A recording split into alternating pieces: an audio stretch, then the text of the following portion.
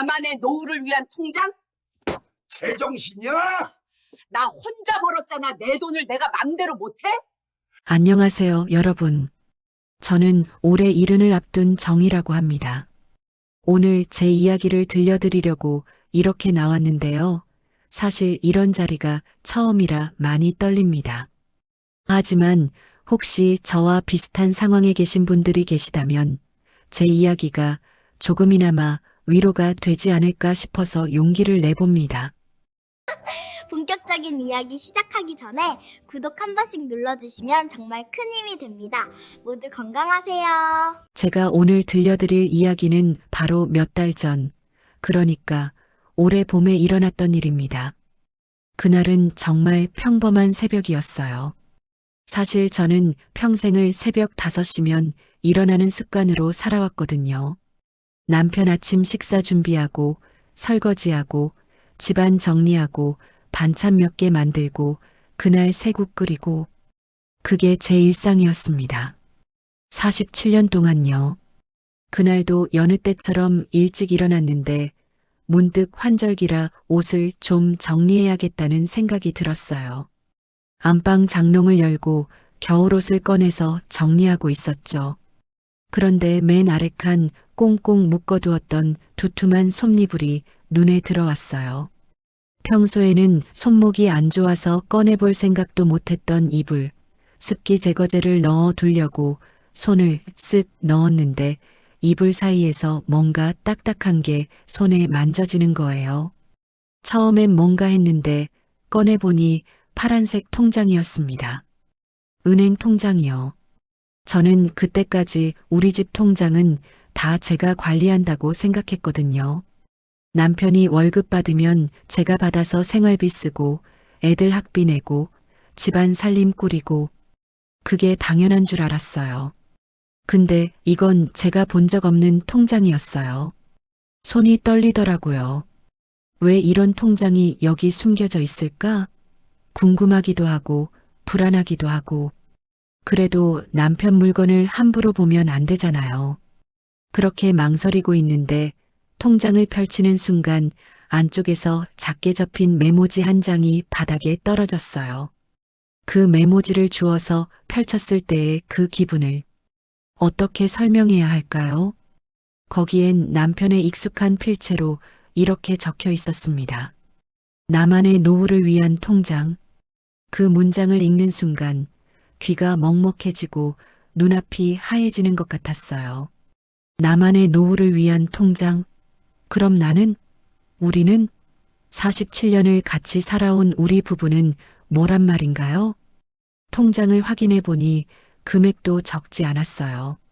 제가 모르는 사이에 조금씩 모아둔 것 같았는데 그 액수를 보는 순간 더 가슴이 아팠습니다.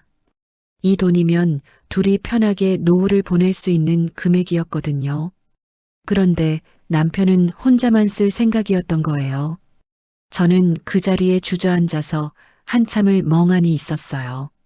새벽 공기가 차갑게 느껴지는데 가슴은 더 차가웠습니다. 그때 문득 다른 것도 있나 싶어서 집안을 여기저기 뒤져봤어요. 그리고 남편의 일기장을 발견했습니다. 평생을 같이 살았지만 남편이 일기를 쓴다는 건 처음 알았어요. 일기를 쓸 만큼 섬세한 사람이었나 싶기도 하고 궁금했습니다. 남편은 나에 대해 뭐라고 생각하고 있을까? 47년을 같이 살았는데 나는 남편한테 어떤 사람일까? 손이 떨렸지만 일기장을 펼쳤어요. 그리고 최근 날짜의 페이지를 봤습니다. 거기엔 이렇게 적혀 있었어요. 정의는 나 없이는 아무것도 못한다. 평생 내가 먹여 살린 거나 다름없지. 정의가 나한테 뭐라고 할 때마다 그냥 웃음만 나온다. 내가 뭘 할 수 있는데? 전적으로 나의 희생으로 편하게 먹고들 산 걸 알아야 한다. 그 문장을 읽는 순간 47년이 한순간에 무너지는 기분이었습니다. 심장이 덜컥 내려앉고 숨이 막혀서 제대로 쉴 수가 없었어요. 가슴이 너무 답답해서 손으로 가슴을 꽉 쥐었는데도 통증은 가시지 않았습니다. 22살에 시집와서 이른이 다 되도록 아침마다 밥상 차리고 빨래하고 청소하고 아이들 키우고 남편 뒷바라지하고 그게 다 당연한 일인 줄 알았어요. 사랑이고 헌신이라고 생각했죠. 아이들이 어렸을 땐 밤새워 기저귀 갈고 아프면 병원 데리고 가고 남편 회식 있다고 하면 새벽까지 기다렸다가 문 열어주고 명절 때마다 시댁 식구들 음식 다 준비하고 아이들 학비 벌겠다고 새벽 시장에 나가 일도 했고 봉제 일도 했어요. 손가락에 바늘 찔려가면서 허리 아픈 거 참아가면서 그렇게 번 돈으로 아이들 학원 보내고 대학 보냈습니다. 그런데 남편은 저를 그렇게 생각하고 있었던 거예요. 먹여 살렸다고, 아무것도 못한다고. 일기장을 더 넘겨봤어요. 다른 날짜들도 비슷했습니다. 제가 뭘 물어보면 귀찮다고 적혀 있고, 제가 아프다고 하면 또 시작이라고 적혀 있고, 한 페이지에는 이런 글도 있었어요. 정의가 요즘 말이 많아졌다. 나이 들면서 고집도 세지는 것 같다. 그냥 조용히 시키는 대로 살면 되는데 왜 자꾸 말을 만드는지 모르겠다. 저는 그저 대화하고 싶었을 뿐인데 말이에요. 남편과 저녁에 차 한 잔 마시면서 이런저런 이야기 나누고 싶었을 뿐인데 그게 말을 만든다는 거였나 봅니다. 일기장을 들고 있는 제 손이 부들부들 떨렸어요. 눈물이 주르륵 흘러내렸지만 닦을 생각도 안 났습니다. 그냥 허탈했어요. 47년이라는 시간이 이렇게 가볍게 무너질 수 있다는 게 믿어지지 않았습니다. 그때였어요. 화장실 쪽에서 물 내리는 소리가 들렸습니다. 남편이 깬 거예요. 저는 화들짝 놀라서 급하게 통장과 일기장을 제자리에 넣고 장롱문을 닫았어요. 손이 떨려서 제대로 다치지도 않았는데 어쨌든 옷가지들을 다시 정리하는 척하고 있었습니다.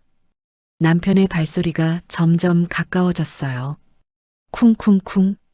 그 발소리가 얼마나 크게 들리던지 심장이 터질 것처럼 빨리 뛰었습니다. 뭐해? 남편이 방문 앞에 서서 물었어요. 저는 최대한 평정심을 유지하려고 애쓰며 대답했습니다. 환절기라 옷 좀 정리하고 있어요. 이 새벽에? 시끄럽게. 낮잠 깼잖아. 미안해요. 조용히 할게요.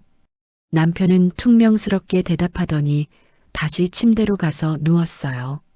저는 그 자리에 그대로 서서 남편의 뒷모습을 바라봤습니다. 47년을 같이 산 사람, 새 아이를 같이 키운 사람, 지금 저 등 너머에는 어떤 생각이 있는 걸까요? 통장은 결국 제 외투 주머니에 넣었습니다. 그냥 넣게 되더라고요. 숨기려는 것도 아니고 가지려는 것도 아니었어요. 그냥 이게 증거 같아서요. 제가 착각한 게 아니라는 증거. 47년이 헛된 게 아니라는. 아니, 오히려 헛되었다는 증거. 그날 아침 식사 준비를 하면서도 계속 그 문장들이 머릿속을 맴돌았습니다. 나 없이는 아무것도 못한다. 먹여 살린 거나 다름없지. 밥을 하면서도 국을 끓이면서도 반찬을 내면서도 그 말들이 계속 들렸어요. 47년 동안 매일 아침 준비했던 식사인데 그날따라 손에 힘이 하나도 들어가지 않았습니다. 식탁에 앉은 남편은 평소처럼 신문을 펼쳐들고 있었어요. 저는 그 맞은편에 앉아서 남편을 바라봤습니다. 언제부터였을까요? 우리가 이렇게 멀어진 게. 아니, 우리는 애초에 가까웠던 적이 있긴 했을까요? 왜 그렇게 쳐다봐? 남편이 신문 너머로 물었어요. 아니에요. 그냥은 무슨, 밥이나 먹어. 그렇게 그날 아침도 지나갔습니다. 하지만 제 마음속에는 균열이 시작되었어요. 작지만 선명한 금이 가기 시작했습니다. 혼자 설거지를 하면서 중얼거렸어요. 이제 정말 끝이구나. 그 말을 입 밖으로 내뱉는 순간 이상하게도 조금 후련해지는 기분이었습니다. 두려웠지만 동시에 뭔가 결정할 수 있을 것 같은 용기 같은 것도 생겼어요. 창밖을 보니 봄 햇살이 따스하게 비치고 있었습니다. 봄이었어요. 새로운 시작의 계절. 제 인생에도 새로운 봄이 올 수 있을까요? 이른을 바라보는 나이에 그날 이후로 저는 달라지기 시작했습니다. 그날 이후로 며칠이 지났습니다. 저는 평소처럼 집안일을 하고 밥을 하고 남편을 돌봤어요. 겉으로는 아무 일도 없는 것처럼 지냈죠. 하지만 제 마음속에는 그 파란 통장과 일기장의 글씨들이 계속 새겨져 있었습니다. 남편은 변함없었어요. 아니, 오히려 평소보다 더 심했다고 해야 할까요? 아침에 일어나면 밥이 왜 이래? 어제보다 못한데? 하고 설거지하면 그렇게 해서 설거지가 되겠어? 하고 청소하면 구석구석 제대로 안 했네 하고 매일매일이 그런 식이었어요. 47년 동안 저는 그게 남편의 관심이고 애정 표현이라고 착각하며 살았던 것 같아요. 남편이 잔소리하는 건 제가 잘하길 바라는 마음에서라고, 제가 조금만 더 잘하면 칭찬해 줄 거라고, 그렇게 믿으며 살았습니다. 어느 날 저녁이었어요. 남편이 퇴근하고 들어왔는데 기분이 안 좋은 게 보였어요. 회사에서 무슨 일이 있었나 봐요. 평소보다 얼굴이 더 굳어 있었거든요. 저녁 뭐예요? 오늘은 된장찌개랑 제육볶음 했어요. 또 그거야? 맨날 똑같은 반찬만 하고. 저는 아무 말 없이 식탁에 반찬을 차렸습니다. 사실 남편이 제육볶음을 좋아해서 자주 해주는 건데 그날은 그것마저 불만이었나 봐요. 식사 중에도 남편은 계속 뭐라고 했어요. 김치가 짜다, 밥이 질다, 국이 싱겁다. 뭐 하나 마음에 드는 게 없는 것 같았습니다. 그리고는 갑자기 이렇게 말했어요. 내일 은행 좀 다녀와. 공과금 내야 하는데 통장이 어디 있는지 모르겠어. 그 순간 제 심장이 철렁했습니다. 혹시 제가 가져온 파란 통장을 찾는 걸까요? 아니면 다른 통장일까요? 무슨 통장이요? 우리 생활비 통장 있잖아. 그거. 아, 네. 제가 내일 다녀올게요. 다행히 파란 통장은 아니었어요. 하지만 그때부터 불안했습니다. 남편이 장롱을 뒤지다가 통장이 없어진 걸 알게 되면 어쩌지? 일기장을 본 걸 알게 되면? 그날 밤 남편이 먼저 잠들고 난 후에 저는 외투 주머니에서 파란 통장을 꺼냈어요. 불을 켜면 남편이 깰까봐 휴대폰 불빛으로 통장을 다시 들여다봤습니다. 그 메모지도 다시 봤어요. 나만의 노후를 위한 통장. 볼 때마다 가슴이 아팠지만 동시에 뭔가 단단해지는 기분도 들었어요. 이 통장은 제가 지켜야 할 증거였습니다. 제가 착각한 게 아니라는 증거요. 며칠 후였어요. 저는 용기를 내서 남편에게 조심스럽게 말을 꺼냈습니다. 저녁 식사 후에 설거지를 하고 있는데 남편이 거실 소파에 앉아서 TV를 보고 있었거든요. 여보, 왜? 우리 좀 이야기할 수 있을까요? 무슨 이야기? 남편은 TV에서 눈을 떼지도 않고 대답했어요. 요즘 제 마음이 좀 힘들어서요. 또 무슨 소리야? 힘든 게 뭐가 있어?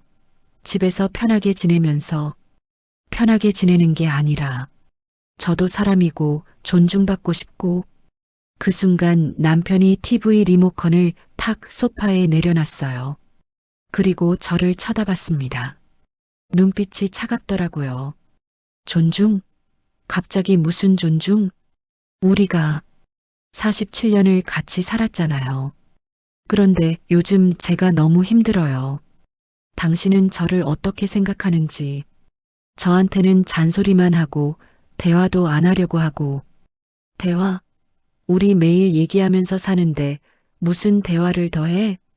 당신이 오버하는 거야. 오버가 아니에요. 저는 진심으로. 진심은 무슨 진심? 나이 먹더니 감정 기복이 심해진 거 아니야? 갱년기 그런 거 아니고? 남편은 제 말을 제대로 들으려고 하지 않았어요. 그냥 제가 예민해진 거라고, 나이 탓이라고 치부해버렸습니다. 저는 한 번 더 용기를 냈어요. 여보, 만약에 말이에요. 만약에 우리가 좀 떨어져서 지내는 게 어떨까요? 뭐, 떨어져서 지내? 네. 아니, 그러니까. 이혼까지는 아니더라도. 그 순간 남편이 비웃었어요. 정말 코웃음을 치며 웃었습니다. 그 웃음소리가 얼마나 날카롭던지 귀가 아플 정도였어요. 이혼? 하하. 정희야, 내가 이혼을 입에 올려? 정말? 제가 왜 이혼을 입에 올리면 안 돼요? 내가 뭘 안다고? 이혼하면 어디 가서 뭘 하고 살 건데? 돈은? 집은? 내가 혼자 벌어서 살 수 있어? 남편의 목소리는 점점 커졌어요. 47년 동안 내가 먹여 살린 거 알아? 내가 번 돈이 얼마나 되고, 내가 번 돈이 얼마나 되는데, 애들 학비는 누가 댔어? 이 집은 누가 마련했고? 저도 일했어요. 애들 어렸을 때 봉제 일도 하고, 시장 일도 하고, 그게 돈이 돼? 용돈 버리지. 진짜 생활비는 내가 다 댄 거야. 저는 입을 다물 수밖에 없었어요.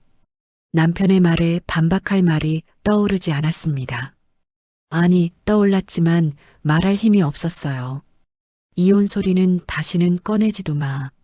나 기분 나쁘게. 그냥 조용히 살아. 지금처럼. 남편은 다시 TV를 켰어요. 대화는 끝났습니다. 아니, 애초에 대화가 아니었어요. 일방적인 통보였죠. 저는 주방으로 돌아와서 싱크대를 붙잡고 한참을 서 있었습니다. 눈물이 나올 것 같았지만 참았어요. 울면 지는 것 같았거든요.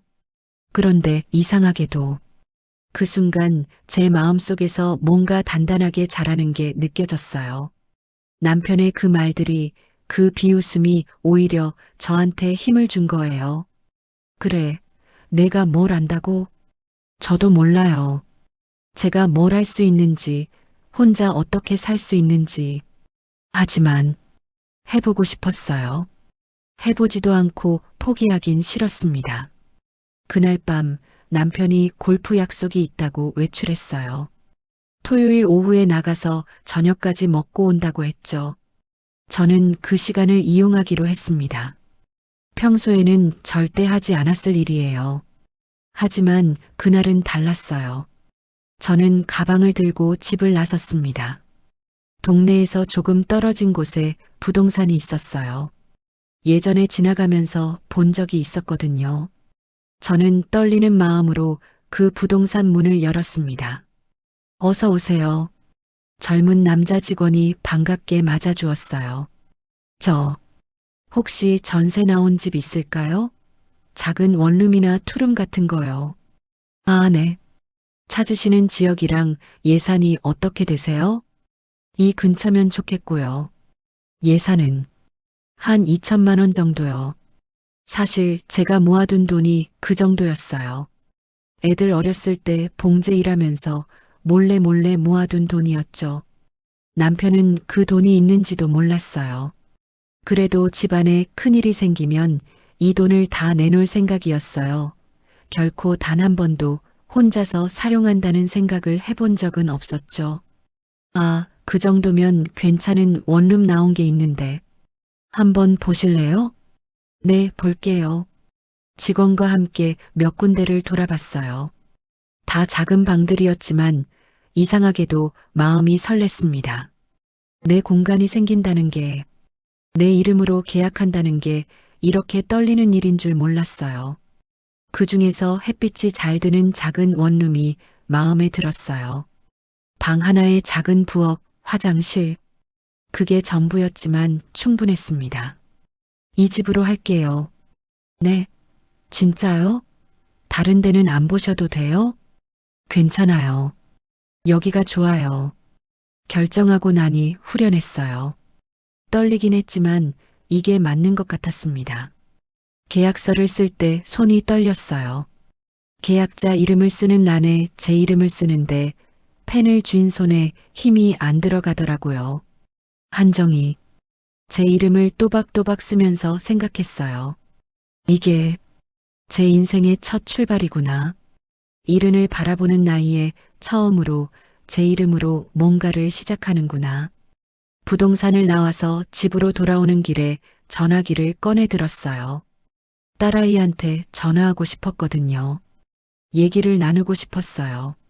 이런 결정을 했다고, 엄마가 용기를 냈다고. 하지만 번호를 누르다가 멈췄습니다. 딸아이가 뭐라고 할까?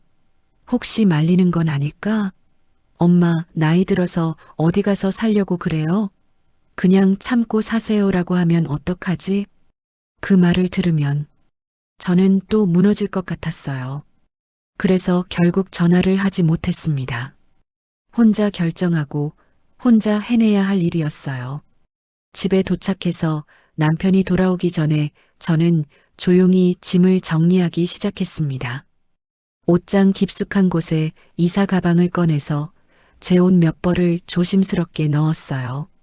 많이 가져갈 순 없었어요. 남편이 눈치채면 안 되니까요. 그래서 가장 필요한 것들만, 속옷 몇 벌, 간편한 옷 몇 벌, 화장품 몇 개. 가방에 옷을 넣으면서 울컥했어요. 47년을 살면서 모은 게 이게 전부구나. 가방 하나에 들어가는 이것들이 제 인생 전부구나. 하지만 동시에 이런 생각도 들었어요. 이제부터는 새로 시작하는 거야. 이 작은 짐들이 새 출발의 시작이야. 밤늦게 침대에 앉아서 창밖을 바라봤어요. 어두운 밤하늘에 별이 몇 개 보였습니다. 저는 조용히 중얼거렸어요. 정희야, 이제 너를 위해 살아보자. 남은 인생이라도 내가 원하는 대로 살아보자. 그렇게 말하고 나니 눈물이 주르륵 흘렀어요. 하지만 슬픈 눈물은 아니었습니다. 뭔가 해방되는 느낌이었달까요? 다음 날부터 저는 본격적으로 준비를 시작했습니다. 남편 몰래 조금씩 제 새로운 삶을 준비했어요. 드디어 그날이 왔습니다. 이사 가는 날이요. 일주일 동안 조금씩 준비한 짐을 가방 2개에 나눠 담았어요. 47년을 산 집을 나서는데 가방 2개가 전부라니. 씁쓸하기도 했지만 동시에 가벼운 마음도 들었습니다. 이제 진짜 시작이구나 하는 생각이 들었어요. 아침 일찍 일어나서 평소처럼 남편 아침을 차려놨어요. 마지막이 될 수도 있는 식사였지만 남편은 그것도 모르고 그냥 밥을 먹더라고요. 신문 보면서 먹고 트림하고 일어나서 양치하고 47년 동안 매일 봐온 모습이었습니다. 남편이 화장실에 들어간 사이 저는 가방을 현관으로 옮겼어요. 심장이 쿵쾅쿵쾅 뛰었습니다. 이제 정말 나가는구나. 정말로 이 집을 나서는구나. 그런데 제가 신발을 신고 있는데 화장실에서 남편이 나왔어요. 뭐해? 저 나가요. 어디? 또 무슨 봉사활동 같은 거? 아니요. 이사 가요. 그 순간 남편의 얼굴이 굳어졌어요. 처음엔 제가 농담하는 줄 알았나 봐요. 그런데 제 옆에 놓인 가방 2개를 보더니 표정이 변하더라고요. 뭐? 이사? 갑자기 무슨 소리야? 지난번에 말씀드렸잖아요. 떨어져서 살고 싶다고. 그게 진짜였어? 나는 당신이 그냥 화나서 한 소리인 줄 알았지. 남편이 현관으로 다가왔어요. 그리고 제 앞을 막아섰습니다. 정희야, 정신 차려. 일은 가까운 나이에 어디 가서 뭘 하고 살려고? 돈은 있어? 집은? 다 준비했어요. 준비? 무슨 준비를 했는데? 내가 뭘 할 수 있다고? 남편의 목소리가 커졌어요. 하지만 예전처럼 무섭지는 않았습니다. 오히려 불쌍해 보였어요. 저를 잡으려고 하는 게 아니라 혼자 남겨질까봐 두려워하는 것처럼 보였거든요. 여보, 저는 이제 가야 해요. 우리 이렇게는 못 살겠어요. 못 살긴 뭘 못 살아. 다른 사람들은 다 잘만 사는데 당신이 예민한 거야. 예민한 게 아니에요. 저도 존중받으며 살고 싶어요. 그게 그렇게 이상한 건가요? 남편은 한참을 저를 쳐다보다가 갑자기 비웃었어요. 그 웃음이 제가 마지막 남은 미련까지 다 끊어버리게 만들었습니다. 좋아. 가봐. 내 버릇 좀 고쳐져야 해. 세상이 얼마나 무섭고 힘든지 경험해봐야 정신을 차리지. 어디 잘 사나 보자. 한 달? 아니, 6개월? 그래, 6개월 한번 버텨봐. 내가 먼저 연락 안 해볼 테니까 두고 보자고. 남편은 팔짱을 끼고 저를 내려다봤어요. 마치 혼 좀 나봐라. 그래야 정신 차리지라는 표정이었습니다. 제가 못 버티고 며칠 만에 다시 돌아올 거라고 확신하는 눈빛이었어요. 네, 그럼 다녀올게요. 다녀오긴. 정희야, 이것만은 알아둬. 내가 다시 들어오고 싶어도 쉽게 안 받아줄 거야. 그때 가서 빌어봤자 소용없어. 저는 대답하지 않았어요. 가방을 들고 문을 열었습니다. 뒤돌아보니 남편이 거실 소파에 턱하니 앉아서 저를 보고 있었어요. 걱정하는 표정도 아니고 화난 표정도 아니고 그냥 저를 시험하는 것 같은 표정이었습니다. 문을 닫고 엘리베이터를 타고 내려갔어요. 1층 로비를 나서는데 다리가 후들후들 떨렸습니다. 진짜 나왔구나. 47년을 산 집에서 진짜로 나왔구나. 택시를 타고 새 집으로 갔어요. 기사님이 어디 이사 가세요? 하고 물으시길래 네, 새로 시작하려고요라고 대답했습니다. 기사님은 나이 드셔서 이사하시기 힘드시겠네요 하셨지만 저는 전혀 힘들지 않았어요. 오히려 가슴이 뛰었습니다. 새 집에 도착했어요. 작은 원룸이었지만 제 공간이었습니다. 문을 열고 들어가는데 텅 비어 있더라고요. 당연하죠. 아무것도 없으니까요. 그런데 이상하게도 슬프지 않았어요. 가방을 내려놓고 방 한가운데 서서 주위를 둘러봤습니다. 작은 방, 작은 부엌, 작은 화장실. 다 작았지만 다 제 것이었어요. 정희야, 이제 여기가 내 집이야. 혼자 중얼거렸는데 목소리가 울컥했어요. 눈물이 나올 것 같았지만 참았습니다. 울면 안 될 것 같았거든요. 이건 슬픈 일이 아니라 기쁜 일이니까요. 첫날 밤이었어요. 이불도 없고 베개도 없고 아무것도 없었어요. 그래서 그냥 가방에서 옷 몇 벌을 꺼내서 바닥에 깔고 누웠습니다. 딱딱하고 불편했지만 이상하게 편안했어요. 창밖을 보니 달이 보였어요. 보름달이었습니다. 저는 달을 보면서 생각했어요. 남편은 지금 뭐 하고 있을까? 저녁은 먹었을까? 혼자 라면이라도 끓여 먹었을까? 그런데 걱정이 되지 않더라고요. 신기하게도요. 47년 동안 남편 걱정하며 산 제가 이제는 그 사람 걱정이 안 되는 거예요. 다음 날 아침 일어나서 제일 먼저 한 일이 뭐였는지 아세요? 라면을 끓인 거예요. 집에 냄비 하나밖에 없었거든요. 그걸로 라면을 끓였어요. 라면이 끓는 동안 창밖을 봤어요. 아침 햇살이 들어오고 새소리가 들리고 평범한 아침이었지만 뭔가 달랐습니다. 제가 제 시간에 일어나서 제가 먹고 싶은 걸 만들고 제가 원하는 대로 하루를 시작하는 거였어요. 라면을 먹는데 눈물이 났어요. 맛있어서가 아니라 이게 평생 처음으로 나만을 위한 식사였거든요. 남편 입맛 맞춰서 만든 게 아니라 그냥 제가 먹고 싶어서 만든 음식이었어요. 그날 오후에 동네를 돌아다니다가 작은 봉제 공방 앞을 지나갔어요. 유리창에 구인이라고 써진 종이가 붙어 있었습니다. 저는 그냥 지나칠 수가 없더라고요. 문을 열고 들어갔어요. 저 일자리 구한다고 써 있던데요. 사장님은 60대 중반쯤 되어 보이는 여자분이었어요. 저를 위아래로 훑어보더니 물으셨습니다. 나이가 어떻게 되세요? 올해 70입니다. 오, 그래요? 건강하세요? 네, 괜찮아요. 젊었을 때 봉제일 많이 했어요. 그래요? 그럼 한번 해볼래요? 시급은 많이 못 드리지만. 괜찮아요. 해볼게요. 그렇게 저는 일을 시작했습니다. 매일 아침 8시에 출근해서 오후 5시에 퇴근하는 생활이었어요. 규칙적인 일상이 생겼습니다. 처음 며칠은 힘들었어요. 오래 앉아서 일하니까 허리도 아프고 손가락도 아프고. 그런데 이상하게 행복했어요. 제가 번 돈으로 제가 밥을 사 먹고 제가 번 돈으로 제 물건을 사고. 이게 이렇게 뿌듯한 일인 줄 몰랐습니다.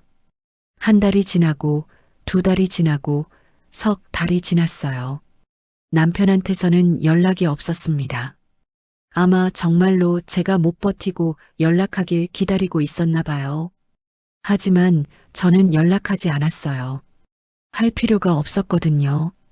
시간이 지나면서 제가 변하는 게 느껴졌어요. 거울을 보면 피부가 밝아진 게 보였습니다. 예전에는 항상 얼굴이 어둡고 주름이 깊어 보였는데 이제는 표정이 부드러워졌어요. 체력도 좋아졌어요. 규칙적으로 일하고 제때 밥 먹고 일찍 자니까 몸이 가벼워지더라고요. 아침에 일어나는 게 힘들지 않았어요. 어느 날 동네 마트에 장을 보러 갔어요.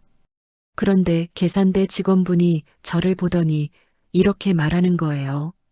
어머, 손님, 요즘 얼굴이 완전 환해지셨어요. 무슨 좋은 일 있으세요? 아, 그래요? 감사합니다. 진짜예요. 예전에 오셨을 때랑 완전 달라 보이세요. 뭐 특별히 하신 거 있어요? 그냥 제 인생을 살기 시작했어요. 직원분은 무슨 말인지 잘 모르겠다는 표정이었지만 저는 알았어요. 제가 달라진 거예요. 진짜로요. 한편 남편은 어떻게 지냈을까요? 나중에 알게 된 건데 남편은 처음 한 달 정도는 저한테 연락 안 하려고 꼭 참았대요. 혼 좀 나봐야 정신 차리지 하면서요. 그런데 시간이 지나면서 조금씩 불편해지기 시작했나 봐요. 밥을 혼자 차려 먹는 것도, 빨래하는 것도, 청소하는 것도 다 귀찮고 힘들었대요. 정이가 없으니까. 집이 너무 조용하네. 남편이 혼자 중얼거렸다는 이야기를 나중에 아들한테 들었어요. 하지만 그래도 남편은 제게 먼저 연락하지 않았습니다. 자존심이 상했나 봐요. 저는 그런 줄도 모르고, 아니, 알아도 상관없이 제 삶을 열심히 살았어요. 6개월이라는 시간이 흘렀습니다. 6개월이 지났습니다. 남편이 6개월 한번 버텨봐라고 했던 바로 그 시간이요. 그런데 이상한 일이 벌어졌어요. 제가 버틴 게 아니라 오히려 제가 더 건강해지고 더 밝아진 거예요. 어느 날 아침 출근 준비를 하면서 거울을 봤어요. 그런데 깜짝 놀랐습니다. 거울 속에 제 모습이 낯설었거든요. 좋은 의미로요. 주름은 여전했지만 얼굴에 생기가 돌았어요. 눈빛도 달라졌고요. 예전에는 항상 피곤하고 지친 얼굴이었는데 지금은 뭔가 반짝이는 게 있었습니다.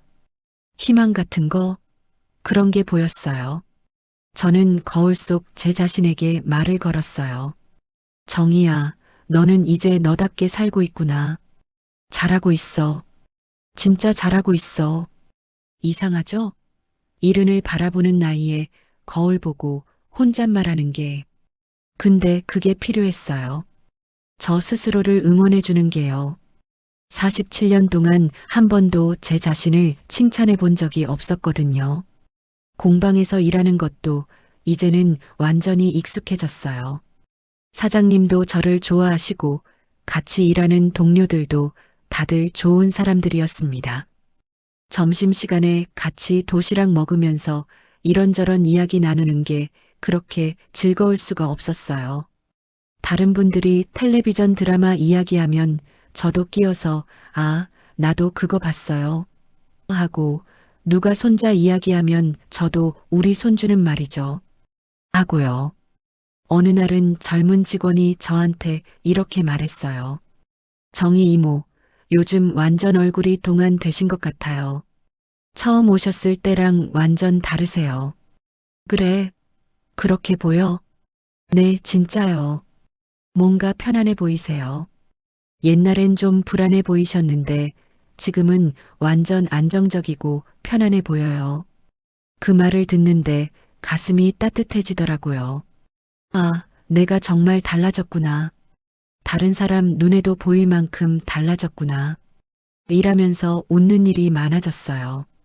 재봉틀 돌리면서도 흥얼흥얼 노래를 부르게 되고 동료가 농담하면 깔깔 웃기도 하고 이게 일하는 거구나, 이게 사는 거구나 싶었습니다.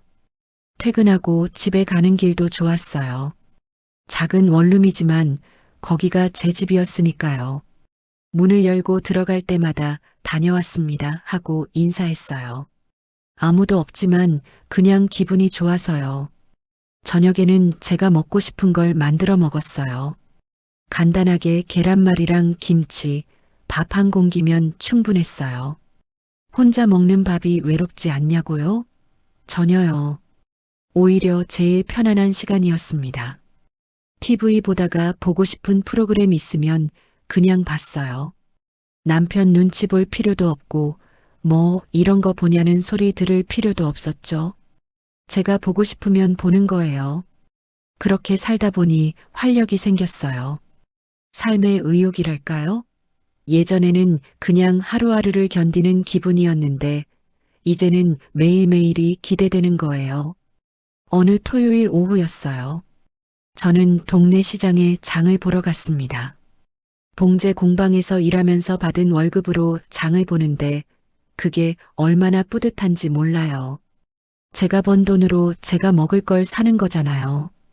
채소 가게에서 상추를 고르고 있는데 누가 제 이름을 부르는 거예요. 정희 씨? 정희 씨 맞죠? 돌아보니 남편 직장 동료의 부인이었어요. 김 여사님이라고 예전에 몇 번 모임에서 본 적 있었거든요. 아, 김 여사님, 안녕하세요. 어머, 정희 씨, 오랜만이에요. 그런데, 와, 완전 달라지셨는데요? 네, 제가요? 네, 얼굴이 완전 환해지셨어요. 아니, 젊어지셨다고 해야 하나? 완전 10년은 젊어 보이세요. 김 여사님이 진심으로 놀란 표정으로 저를 위아래로 쳐다봤어요. 뭐 특별히 하신 거 있어요? 피부가 시술? 아니면 운동? 아니에요. 그냥 제 인생을 살기 시작했어요. 어머, 무슨 뜻이에요? 남편분이랑 잘 지내시죠? 순간 뭐라고 대답해야 할지 망설여졌어요. 그런데 이상하게 부끄럽지 않더라고요. 지금은 따로 살고 있어요. 저 혼자요. 네, 정말요? 어머나. 그래서 그렇게 좋아 보이시는구나. 아, 죄송해요. 제가 실례를. 아니에요, 괜찮아요. 정말 좋아요, 지금.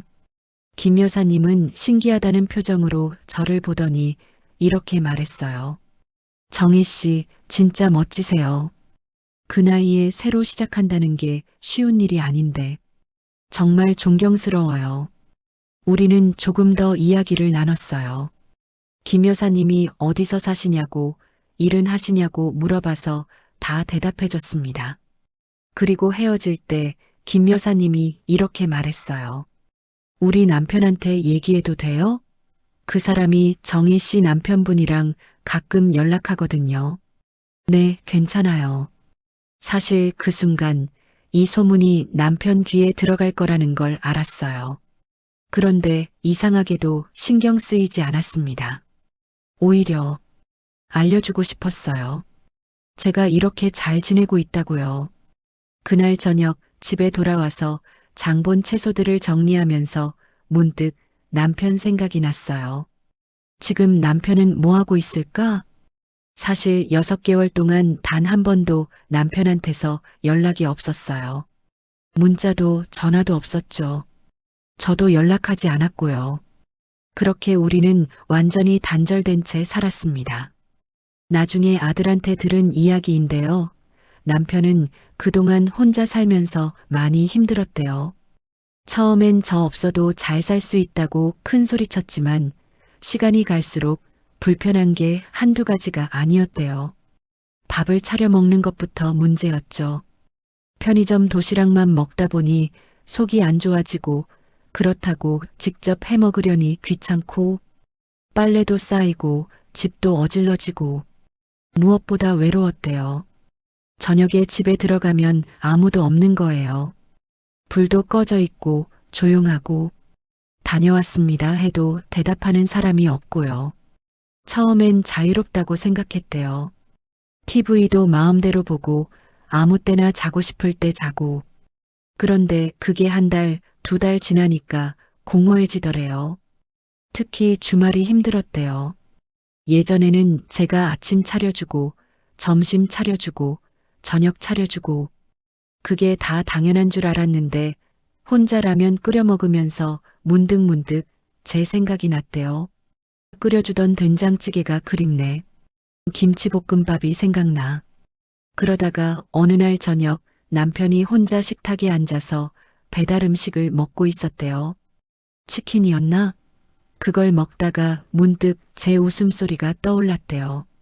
제가 웃을 때 눈꼬리가 내려가면서 까르르 웃던 모습이요. 남편은 그때 처음으로 깨달았대요. 아, 그립구나. 보고 싶구나. 그리고 며칠 후 김 여사님의 남편한테서 전화가 왔대요. 야, 너 정혜 씨 요즘 봤어? 아니, 왜? 우리 집사람이 시장에서 우연히 만났는데 완전 달라졌더래. 얼굴도 환하고 표정도 밝고 10년은 젊어 보이더래. 그 말을 듣는 남편의 표정이 어땠을지 나중에 아들이 말해줬어요. 아버지 얼굴이 굳어지더래요. 혼자 사는데 뭐가 좋다고. 아니, 진짜래. 혼자 살면서 봉제 일도 하고 되게 활기차 보이더래. 정희 씨가 말하길 지금이 제일 좋대. 남편은 그날 밤 잠을 제대로 못 잤대요. 계속 제 생각이 났대요. 6개월 동안 혼 좀 나라고 힘들게 살다 오라고 생각했는데 오히려 제가 더 행복해진 거예요. 며칠을 고민했대요. 연락할까 말까? 자존심이 상했지만 동시에 외로웠대요. 정말로 제가 그리웠대요. 그리고 드디어 어느 날 저녁이었어요. 저는 공방에서 퇴근해서 집에 와서 샤워하고 편한 옷으로 갈아입고 소파에 앉아서 TV를 보고 있었어요. 평범한 저녁이었죠. 그런데 휴대폰에서 알림음이 울렸어요. 문자가 온 거예요. 누구지? 하고 휴대폰을 집어들었는데 남편이었습니다. 6개월 만에 처음으로 온 연락이었어요. 문자는 짧았어요. 딱 한 줄이었습니다. 정희야, 내가 그립다. 저는 그 문자를 한참 동안 바라봤어요.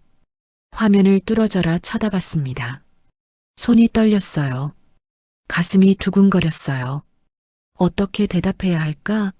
뭐라고 답장해야 할까? 그런데요.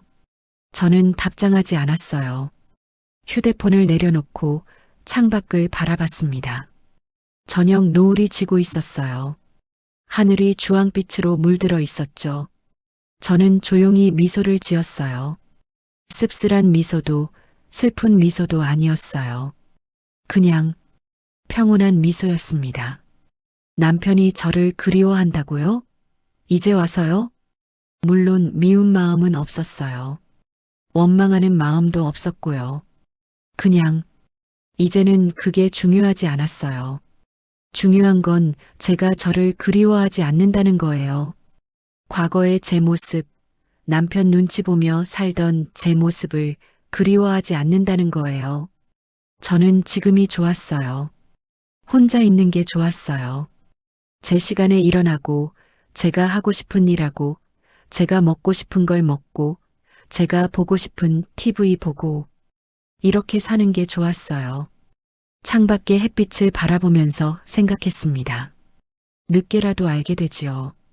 사람들은 다 알게 됩니다.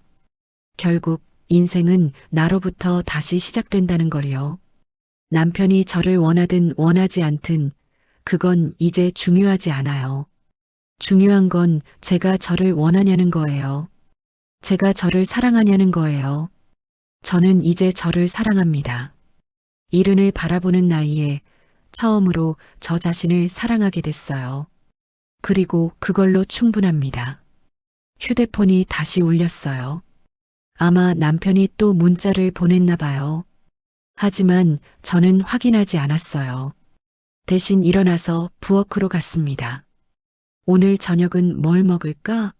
냉장고를 열어보니 계란이 있고 김치가 있고 햄이 있네요. 좋아요. 오늘은 김치볶음밥 해 먹어야겠어요. 제가 좋아하는 김치볶음밥이요. 짜든 싱겁던 제가 만들어서 제가 먹으니 누구 눈치 볼 것 없이 맘 편히 신경 안 쓰고 먹을 거예요. 저는 흥얼거리며 재료를 꺼내기 시작했습니다. 이게 제 인생이에요. 이게 저예요. 그리고 저는 행복합니다.